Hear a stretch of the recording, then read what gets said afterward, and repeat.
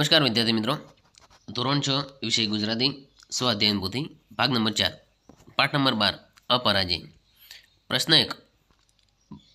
પ્રશ્નોના ઉત્તર માટે યોગ્ય વિકલ્પ લખો. નંબર 1. નિશસ્ત્ર બાળકને ભૂમિ પર પાડીને તો વધ કર્યો. આ વિધાનમાં નિશસ્ત્ર બાળક એ કોણ છે? જવાબ આવશે અભિમન્યુ. નંબર 2. અભિમન્યુનું પદ્મ ભેદવું એટલે શું? જવાબ આવશે તોડવું. નંબર 3. પદ્મવ્યૂહની રચના કરનાર કોણ હતું?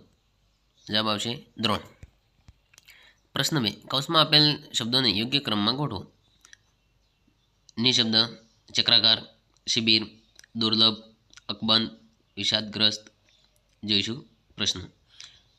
નંબર 1. કશા ફેરફાર વિનાનું, જેને કહીશું આપણે અકબંધ. નંબર 2. ચક્ર જેવા આકારનું, જેને કહીશું ચક્રાકાર. નંબર 3. શબ્દ વિનાનું, જેને કહેવાય નિશબ્દ. નંબર 4. સહેલાઈથી ન મળે તેવું, જેને કહેવાય દુર્લભ. નંબર 5. લશ્કરી સૈનિકોને રોકવા માટેની જગ્યા, જેને કહેવાય શિબિર. નંબર 6. શોકમાં પડેલું, જેને કહેવાય વિષાદગ્રસ્ત. પ્રશ્ન નંબર 3. આપેલા પાત્રો વિશે ઇન્ટરનેટના માધ્યમથી માહિતી મેળવી લખો. જવાબ નંબર 1. કૃષ્ણ વસુદેવ અને દેવકીના 8મા સંતાન હતા.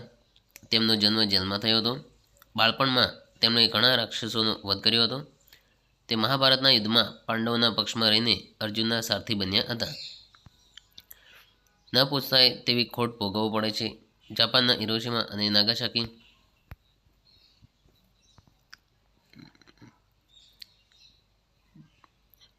યુદ્ધોનો ઇતિહાસ આપણે યુદ્ધો ન કરવાનો સંદેશ આપે છે.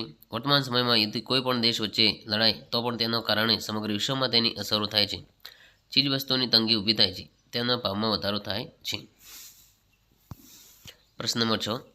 તમે ક્યારેય કોઈની સામે લડ્યા છો? કેમ?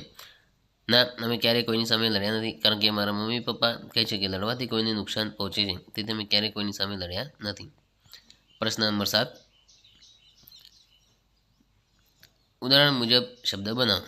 એક ઉદાહરણ આપ્યું છે ગાંધીનગર. ગાન ઉપરથી ગાંધીજી, ધી ઉપરથી ધીરજ, ન ઉપરથી નગર, ગ ઉપરથી ગગન, ર ઉપરથી રમણ.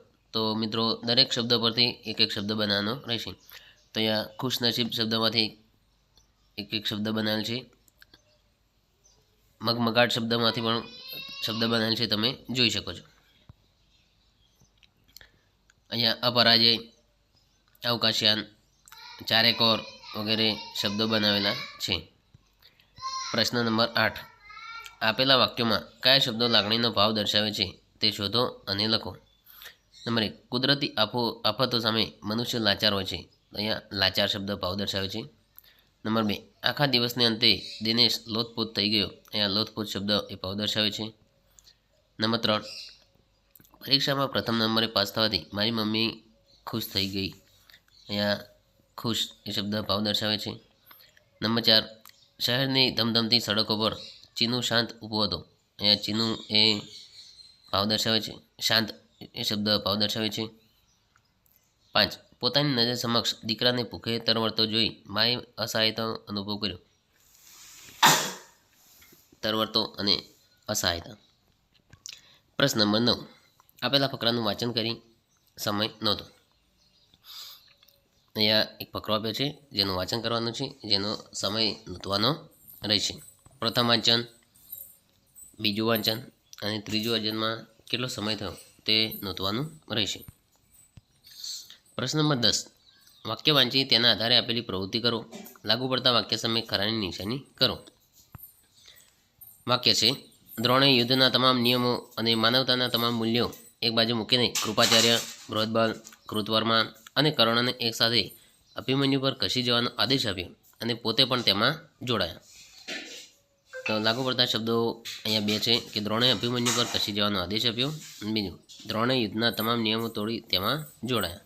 એ બે શબ્દો અહીંયા લાગુ પડે છે. તો મિત્રો આ હતું સોલ્યુશન.